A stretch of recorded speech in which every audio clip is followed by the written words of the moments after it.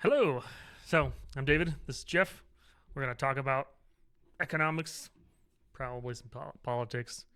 And one of the bigger stories I want to talk about that's from a little while ago is the data breach with the social security numbers. And we'll probably talk about a bunch of other stuff too. So, that's who we are and what we're going to do. So, the data breach was the national, what was it? I'll let me look it up. National data breach happened 3 months ago. National public data. There we go. That was the name I was looking for. 8-3 said. Oh yeah, that's not 823. Sorry, 823. so last month. Not a full month ago. So the reason I want to bring this up is two reasons. One, if you didn't realize, your social security number is public information and has been probably since the Equifax breach back in 2019. Yep. This one is even bigger. Equifax was only like 20 million social security numbers. This one's like 220 million. So that means your information's out there. And it's like the lottery, meaning if you win the lottery, you get your identity stolen versus. This is one reason, though. Everybody's with the three different credit agencies need to have their everything locked. Yep, credit frozen. Yep, everything. It's annoying to get used to because, which is weird, is most banks and credit card or whatever agencies don't understand credit freezes still, which is weird because they deal with them all the time. You'd think they'd understand it, but. And how fast it can happen to you is, I unfroze my credit from one agency for 1 week, and I had my identity stolen in that 1 week. Yeah, it can happen quick. So that's one thing to do is to freeze your credit. That helps protect it. The other thing you probably want to do is apply for an identity protection pin from the IRS so that people can't file false tax returns with your information and get refunds. So those are two quick things. But the reason I brought it up there's a couple things to talk about here that is important for small businesses, but also just individuals, is that security is hard, but the failure point for most security isn't the software or the hardware. It's normally people. It can be, but it's normally people. Yeah. 80%, over 80% of all hacks are social hacks, where they'll come in, they'll call your phone number, or if you're at work, and they'll say, we're from the IT department, we just need a username and password because we flagged something and you need to, and then people will give it to them over the phone, their username and passwords, or you'll get an email with the same type of thing. And it's just, you just can't give that out. But you also shouldn't be giving your social security number out to anybody except like credit.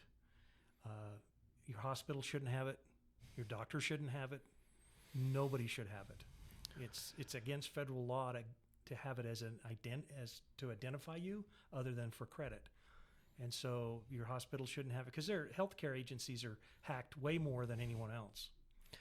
Well, yeah, that's what the hospitals here in Utah.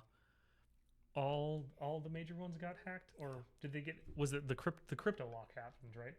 With their databases. So it was, your data's gone, and so you just have to live your life knowing that your data's out there. It can be stolen at any point and used.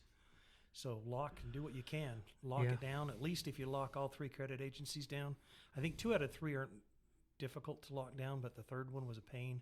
Just stupid. All 3 of them have gotten better. When I did it back in 2015, I did it a while ago.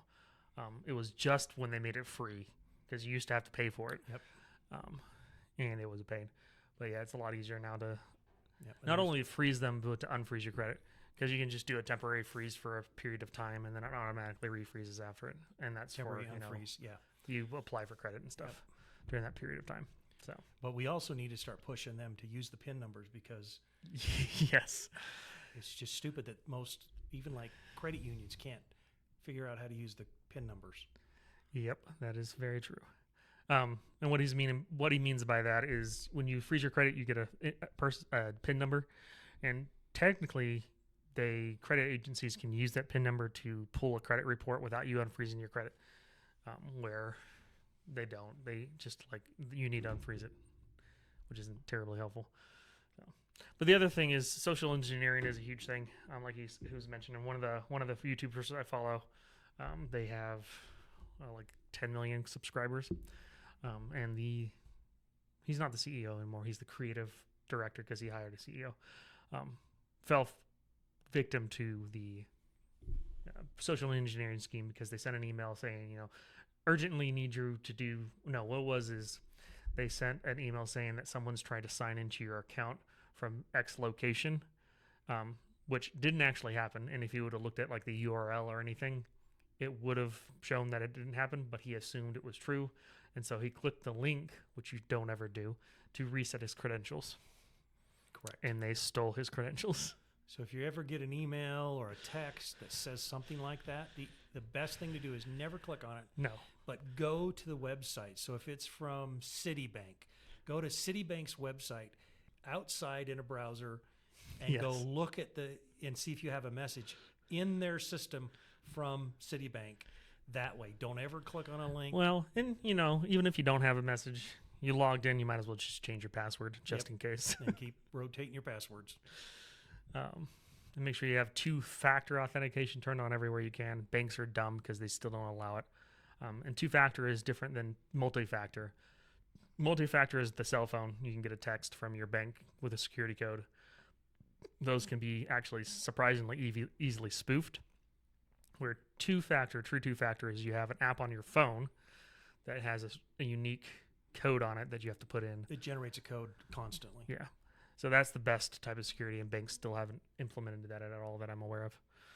Which is dumb, but do what you can, because it's after the 1 week of my credit being stolen, my identity being stolen, it took me about 3 months to get everything straightened out. Yeah, it sucks. And the police don't help. All they told me, I actually filed a police report, and all they said is, we'll file it for you because then if you get your identity stolen, something happens, this is on file that, not your identity stolen, if something bad happens with your name, so if somebody claims that they're you and they robbed a bank or robbed somebody or something bad, it's on record that you had your identity stolen, and so it gives you some protection.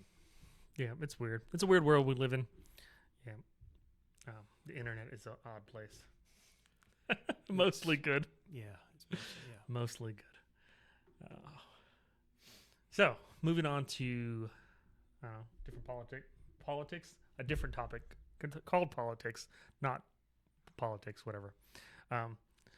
Well, I think everyone's aware that we're in an election season. If you're not aware, you probably live under a rock or in the middle of nowhere. Even if you live in the middle of nowhere, you still might know about it. You should, but your name is Rumpelstiltskin there maybe or something. I don't know. But there was recently a presidential debate, and one side mentioned maybe one policy. Yes, maybe one if you're lucky, and it's a very vague. But I want to talk about something. I struggle to vote for candidates that I don't align with a tremendous amount. Yes, and so I've talked to some friends and family and heard a couple things, and what I agree with. One of the things I agree with is that you need to. It's horrible to vote for the lesser of two evils, but it's better than voting for the greater of two evils. that's true. And so it's one way to look at it. And the other way is if you should vote for somebody that you agree with 75, 80% of the time. Yes. Because you're never going to get 100% agreement for someone. But if you get 75 to 80%, that's pretty good. And that's who you want to vote for. And we're not voting for a pastor in chief or whatever. We're voting for a politician to represent us. And so if he can represent us or she can represent us 75 to 80% of the time, that's pretty good. It is. And I think that's the majority of the issue with the country right now with politics is that people don't vote for people. They vote against people. And when you vote against someone, you honestly end up voting for a worse person normally because you're not paying attention to who you're voting for or what they stand for. You're just making sure the other person doesn't get in office, which is the dumbest thing in the world. You should find someone to vote for and vote for them, or don't vote. that's the great thing about the U.S. is not voting is actually one of the best ways to show your disgust. Or you could write in a third party. You can vote for a third party. You can vote for whoever you want, but don't vote for the greater of two evils or three evils. Don't do that because Well, and I would say don't even vote for the lesser of two evils. Vote for someone you actually I can agree. support. Yeah, but Find a don't vote candidate for the greater one. Well, no. Because Well- I've had a discussion the last election. I had a discussion with a guy, and he was going to vote for what he even agreed was the greater of two evils because he couldn't stand Trump's personality. And it's like, I finally got through to him. I'm like, seriously, you're going to vote for this because you don't like his personality? But look at their policies. Well, And he there's changed his mind. most people aren't on X probably as much as I am, or maybe you. There's been an X spat about in the conservative side of things with the head of a anti-abortion group or pro-life group or whatever you want to call it, talking about how Trump's not good enough on abortion rights, and And I agree, he's not. he's not. But But if he's going to get me 75 to 80% of the way, I versus the other person that's going to get me 20%, guess what I'm going to vote for? I think the thing you have to think about is, and I think this is a problem with our country, is most people are first order thinkers, meaning they think about the initial consequence of their actions and not the third or fourth or fifth step beyond that. And with this kind of thing, what you want to do is you want to move the ball forward. You want to get closer to the goal you have in mind. And so which party can step you closer to that? Well, clearly the Republican Party can get you closer to the pro-life movement than the Democratic Party. So take that step. Last term, he was able to put people in the Supreme Court that overturned Roe v. Wade, and that was a huge deal. Which is bad law. It was bad law. Even the liberals on the Supreme Court agreed it was bad law. And so returning it to the states. And we have to be careful in the states, though. We have in Utah, we've got to be careful. Yep. In Florida, they've got an amendment right now that would, if it passes on, just like Ohio, if there a constitutional amendment in Ohio passed, and now they have unlimited abortion up to birth. And that includes with the one in Florida. It's written so poorly or written purposely so broadly. Most of the time purposely. It is. You can have abortion up until birth. And so we've got to be careful, but it is a state issue now, which is what everybody wanted is a state issue. Yep. And I think abortion technically should be a state issue. The thing that I should think is a federal issue is the definition of what a human is that has the rights given to them by the Constitution. No, you said that wrong. Well, by God, but it's written in the Constitution. It's guaranteed by the Constitution. Yes. It's given to us by God because we are human. And then define that. I would agree. In my mind, a baby in utero at any gestation period is a baby in utero and should have the full rights of life and liberty. Yeah, and there's a lot of cases in which we have to have the court involved to make decisions on things, and that's what it would have to be if we have emergency rulings by judges all the time. Mm-hmm. And so if a woman's life was in danger, then guess what? A judge would rule whether or not the baby would have to be kept or not. Even if you look at who started, I can't remember her first name, Roe, right now. The woman that was the plaintiff for Roe versus Wade. Well, I'll pull it up. It's right on the tip of my tongue, but I can't come up with it. Even her, at the end of her life, she had to deliver the baby because it was not, it wasn't passed by the time she had 9 months. But she even, let's see, Norma McCorvey, she even said that as she grew older, that she was glad she had the baby and she was against abortion. And so abortion is a hard issue. It's It is a difficult hard issue because there's very few. If we said let's deal with those that are used for birth control, that's 90 some odd % of the cases. So let's just deal with that and let the other ones, we'll deal with them later, or we'll allow them to continue, that the other minor percentage.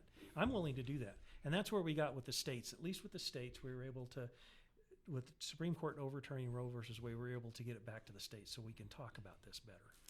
Yeah, because having a every 4-year discussion about it doesn't really fix the thing. But that's how our government works. Is sadly our government, at least at the federal level, works in that they only pass things that make them look good, but don't fix anything permanently because they have to fundraise, and so they want causes out there so that they can fundraise off of. And sadly, that's the case. And so a lot of these organizations, even the pro-life organizations, if abortion was banned, they wouldn't be able to fundraise anymore. Yeah. It's a real weird world that nonprofits live in, where the cause that they supposedly support eliminating, they actually don't want it fully eliminated, or they wouldn't have jobs and make money anymore. Yeah. So it's a weird world we live in. Well, of perverse incentives. And that's the other thing that people don't seem to understand is incentives. Yeah.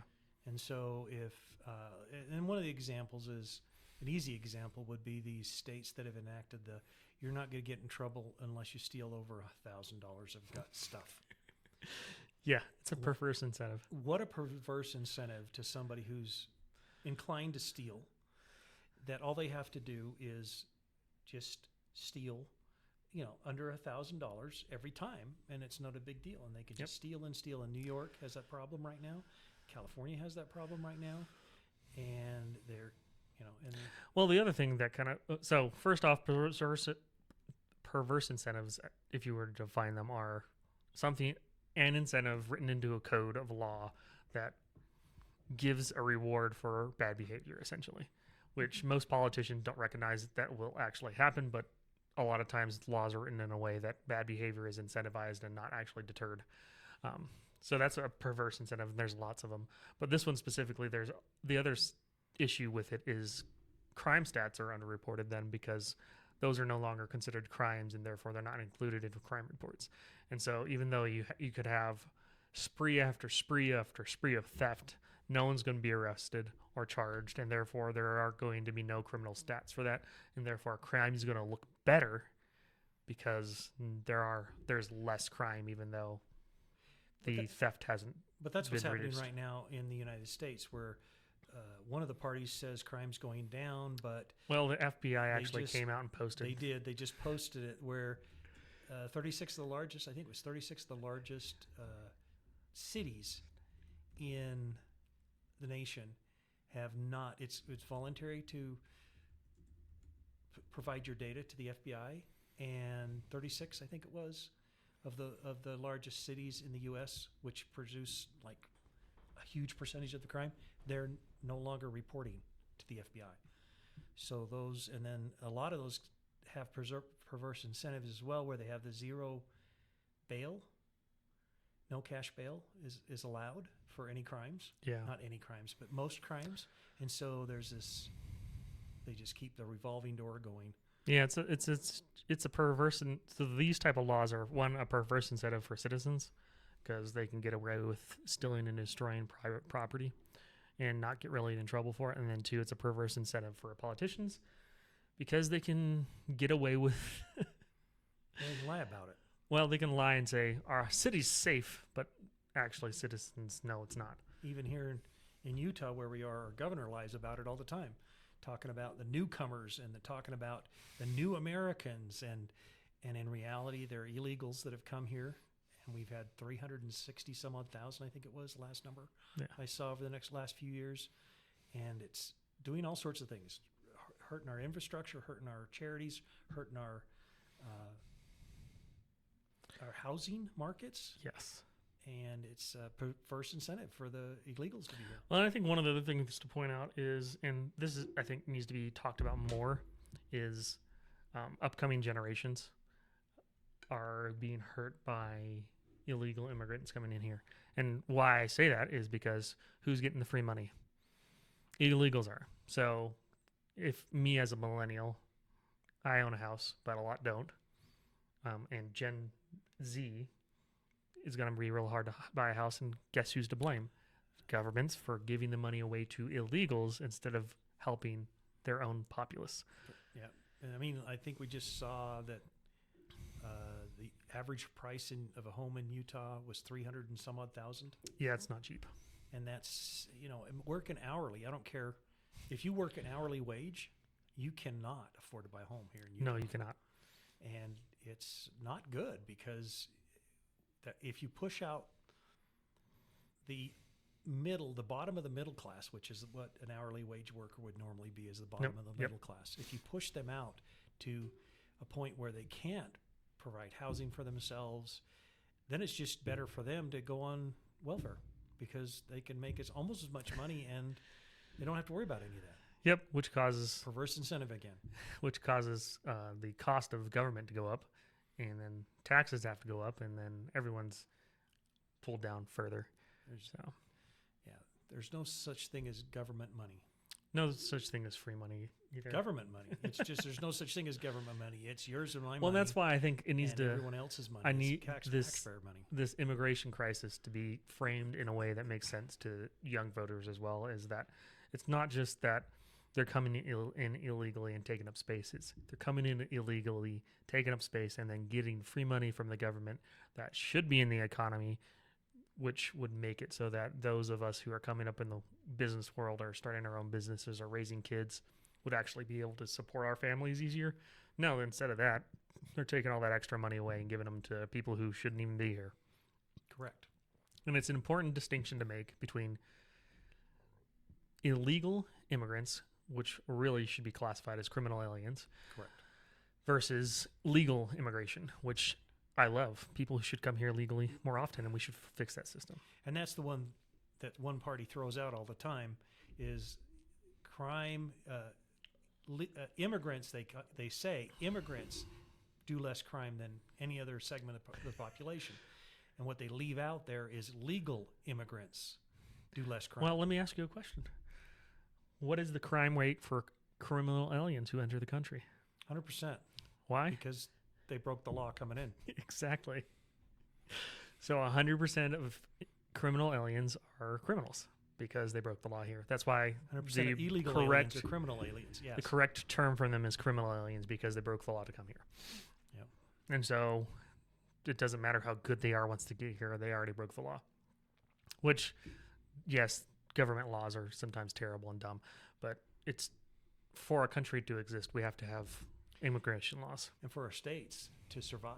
Yep. Because if you look at the ones that are, you look at Ohio right now, that little town in Ohio that, the number one meme song out there on the internet right now is they're eating our cats and dogs, or something like that. Yes. And they brought into a town of 20,000, I think it was. Let's look at the numbers because I want to get them right. Springfield, Ohio? Yeah, it wasn't a very big town. It can't be that. It's because they brought in 20,000 Haitians. Yes. So I'm trying to remember the town wasn't very big. So before it'll be 2022 probably. It's about 60,000. About 60,000. So if you bring in 20,000 illegals, that's a third. Yeah, and all of a sudden, you have and we talk about the dogs and the cats, and yeah, we care about dogs and cats, but the real issue beyond that is the people. There's people getting in car wrecks. If you listen to the information that's come out of there, the people that are driving, the illegals are driving without a driver's license, without insurance, and they don't know how to drive. They don't know how to read English, and so they don't obey any of the laws. And they're actually hitting people. And guess what? Your insurance is going to go up if you get hit by one. Yep. Not theirs because they don't have it, so they don't have to worry about it. Your insurance rates are going to go up if you get in an accident with it. If they hurt you severely, guess what? Your insurance is going to pay for it, and then they're going to drop you if you get twice. Yep. Or things like that, where it's insane what the federal government, Joe Biden and Kamala Harris, both. I would say more Kamala Harris. Joe Biden's on vacation. He's been on vacation for 4 years almost. That what really should irritate everybody is that they've hid that for so long from everyone, and everybody knew about it. If you watched him, you knew that he was when he was cogent. Mentally there. Well, when he was cogent, he was on stuff that they were jacking him up, and he got to a point where they couldn't even do that.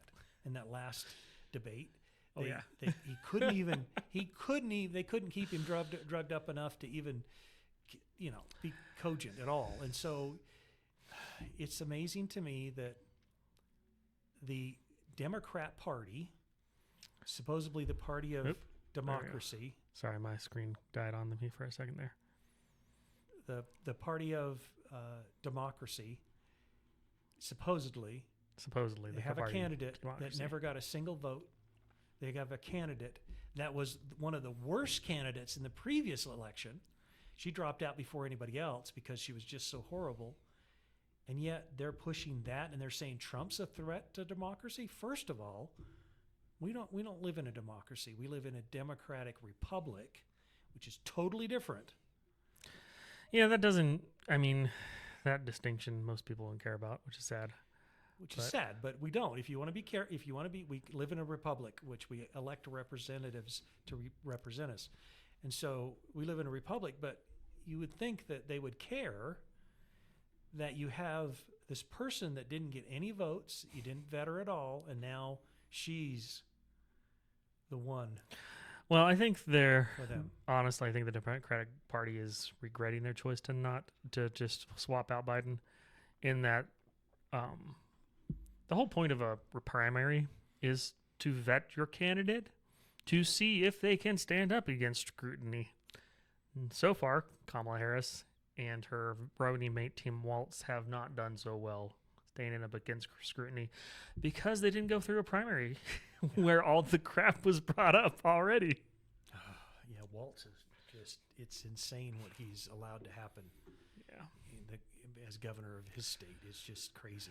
Yeah, it's not great. Not great.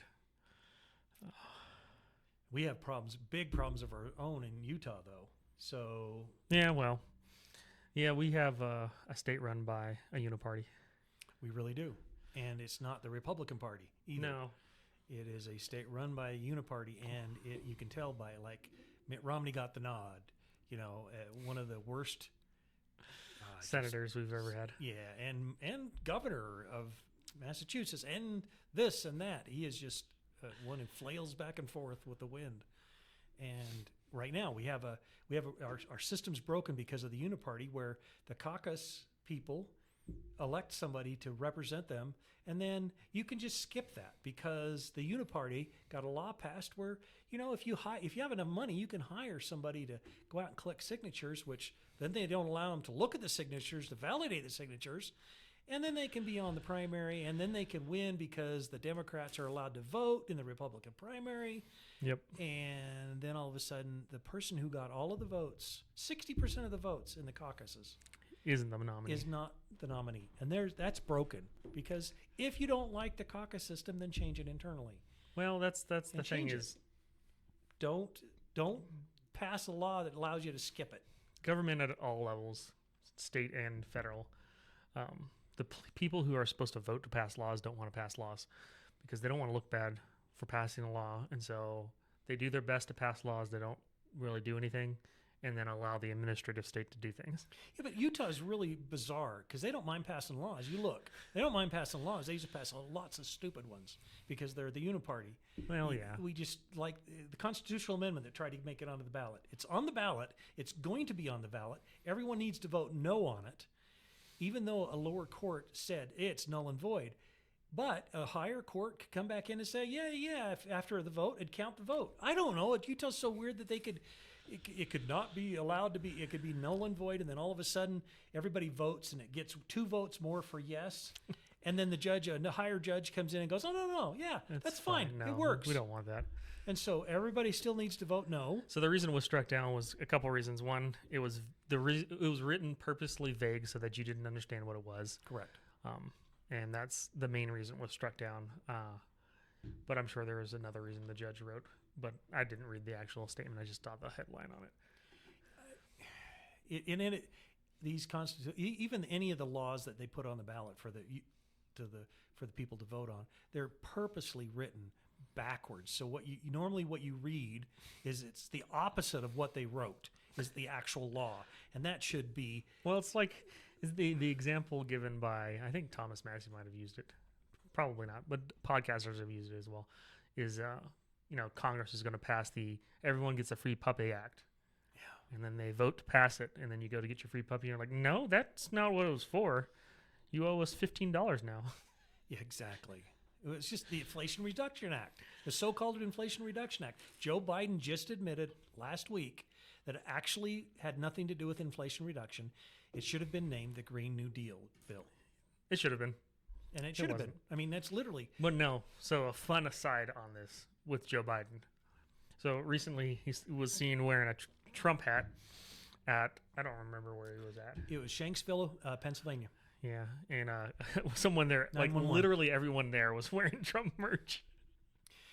And it wasn't just him putting on a hat, didn't know what. No, he was told what it was. He put it on anyway. It was. So there's two videos out. One of them you see him from the back, and you don't really understand what's happening. There's another video from the front. Yes, and he knew from exactly the front, what it was. He goes over to the guy and goes and talks to the guy, and the guy calls. It's hilarious. There's an old guy sitting there. The old guy calls him an old fart. Calls Joe Biden an old fart, and Joe Biden he goes, "I need that hat," and the guy's like, "What?" So and he's like, and Joe Biden's like, he has a POTUS hat in his hand, and he goes, "Well, can I trade you for it?" And the guy's like, "Will you sign it?" And Joe Biden's like, "Sure, I'll sign it." And so he signs it, and then as he hands the MAGA hat to Joe Biden, the guy goes, "You want me to sign that?" And Joe Biden goes, "Hell no." And then he takes it and puts it on. Both of them put it on. So here's the theory about that conspiracy. They forced Joe Biden out, and the conspiracy is the letter that was released on Twitter, on X, was not released by him. It was like an intern or something. Someone in the organization said, "You're going to release this letter." Joe Biden didn't know anything about it.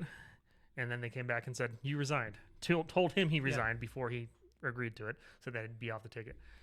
Well, because of that, guess what? He's like, that manager in your office place who gives his 2 weeks notice and then just doesn't do anything for the next 2 weeks. Manager, any employee. Any employee. So, but this is the president of the United States. Exactly. And he has another 4 months to be in office. Yep. Yeah, no, he's kicked his feet up and he's not doing anything for this time. And then part 2 of that is he doesn't like Kamala Harris. Correct. He doesn't like her at all. And so did you see the second thing that he did with the red hat? Oh, yeah. He brought it up on the plane with him. On Air Force One. He took it up. You can't see what it is. He's got it tucked in. He's not wearing it. It's purposed that way. But, so essentially he's just jabbing Kamala Harris. Yeah. I didn't realize he had it in him to troll somebody. Oh, he's pissed. You can tell. But he's mad enough that he's doing this trolling, and it's hilarious. People are like, "No, they're the party." No, they're not the party of unity. He listened to any of his speeches before he got kicked out. Yeah, he was running. There's no way he's out. The only reason he's doing this is to troll the Kamala Harris because he is pissed that they took the primary away from him. Yeah. Even though he shouldn't be in office anyway. The terrifying part is he's still the president, sort of. Yeah, that's the terrifying part. He's our president on vacation, who might get us to be part of World War III before the end of his term because he does nothing. Well, they just approved. He didn't approve. He didn't. They. I said they, and he's not they. He's not them. He's one. But they just approved. Our government just approved Ukraine to use long-range missiles into Russia. Yep. And Putin came out and said that would be an act of war if that happened. And he says, "I'm going after NATO if that happens." Yep. It's not a small thing to do. I don't know. We can't get any information that's legit about the Ukraine war from our side or from their side. We can't get any information. Not at all. And so we can't get any information that's legit about Russia. So we have no idea what their munitions are, but they have a bunch of old nukes we know. Oh yeah, they have lots of nuclear And if they did weapons. any maintenance on these nukes, just a couple. Yeah. They have like thousands. Yeah. And so they could blow up the whole Earth like 3 times. I don't know about that, but they could certainly do Europe. I'd give you that. They could do Europe for sure. And that's what everyone needs to be cautious of, is backing Putin into a corner. I don't care about him, but backing him into a corner, just like a rabid dog. When you back him into a corner, what are they going to do? They're going to fight. Yep. They're going to bite you. And you don't want to back somebody in there with nukes into a corner, and then all of a sudden when they come out fighting, and him in his case would come out using. He's already said in Ukraine he had used nuclear weapons in Ukraine. He already said he would. Yep. He didn't yet. No, thank the hasn't. Lord. He hasn't apparently needed to, or thought he needed to. Correct. But it's if NATO, he would use nuclear weapons, I'm afraid. Yeah. And that's terrifying. Well, that was one of the, not funny in the ha-ha way, but more of an ironic funny thing is Kamala Harris is acting like this super great candidate. She's amazing at negotiation. She can talk to anyone. She was the person who started the Ukraine war. Well, as Trump said in the debate, she was there. She was sent and there 2 days later. 3 days later. 3 days later. 3 days later, that's what he said. Is 3 days later the war started. Correct. So one of the reasons it seemed to have started is she came to Ukraine and promoted getting them in NATO, saying she would be able to get them in NATO. And that was one of the primary contentions from Putin of... Well, it was promised that they would never join NATO. Exactly. He was promised that they would never join NATO. So when they came to a point, he's like, I mean, don't understand it, don't get it, but it doesn't matter if I do. This is what he did. And so that's the concerns we should have. It goes back to how people fight. So if you are able to get your way through soft power, meaning manipulation, discussion, treaties, all that stuff, then you're going to do that because no one wants to go to war because it's a mess and there's no definite outcome of it. Well, Well, there are definitely people who want to go to war. We can talk about that later. But the point is in general, we have a whole bunch of people in Congress that do. But in general, from a country's perspective, correct, it's not a great thing because it doesn't really make you look good as a leader. But if you don't care about your people, then you don't care about that. But if you want to accomplish what you want to get accomplished, there's a much easier ways to do that through submersive or economic means. Right? I don't know because our government those... for the last 50 years or more has kept us in wars. Well, we're just talking in general, okay? So both I agree. The U.S. government, Russia, and probably China were all trying to get their person of power in office in Ukraine before the Ukraine war started, okay? They were all playing politics. They put tons of cash and money in to try to get their person elected. The U.S. got their person elected. Well, sort of. Yeah. Well, it wasn't. They never pick any good people. Yeah, that's historically true. Didn't we put Saddam Hussein in office? I think we did a coup to get him in power. There's so many coups that we did. CIA has done so much damage. So that's usually what the U.S. does from a soft power perspective to try to get control of a country. But what happens when a country can't get that to succeed? Then they use hard power or whatever you want to call it. They go to war. Yeah. Essentially, you push them into a corner where they don't feel like they have any options, and they go to war. And that's what's happened with Russia. Do we know how to fix it? No. Well, actually, we do know how to fix it. Well, there's ways to fix it, but do we know all the details behind it? No. Do we believe what Putin has said for his reasoning? No. But there are things we could have done way differently. And if you back him into a corner, there's going to be a problem. Yeah. So it's just, can you control the problem once you back him into a corner? Yeah. And that's the whole. That's terrifying. World War III is terrifying, especially for anyone with children. War is terrifying in general. It's never good. Yep, and it's just it's terrifying. But that's all negotiation. That's interpersonal. That's governmental. That's how negotiation works. Is you want to keep it in the soft power level. You want to reduce or you want to de-escalate situations, not escalate. But we've seemed to lose that in the U.S. So. Our military-industrial complex, whatever you want to call it, is in firm control over the uniparty, which would be Kamala Harris. Which would be Kamala. Do you know Harris. Do you know she's the uniparty candidate? The Cheney supporter. Oh gosh, the Cheneys, the Bushes, all of the uniparty are backing her, and it's amazing. But it's crazy. Well, I think we'll land the plane there, okay. Unless you want to talk forever. But we probably should go home. Yep. But thanks everybody for listening. Well, thanks for coming by and talking with me. We'll probably do this several more times. Who knows? We'll try to get some sort of cadence going. But let us know what you think in the comments down below. Like and subscribe, and we'll be back. Yep.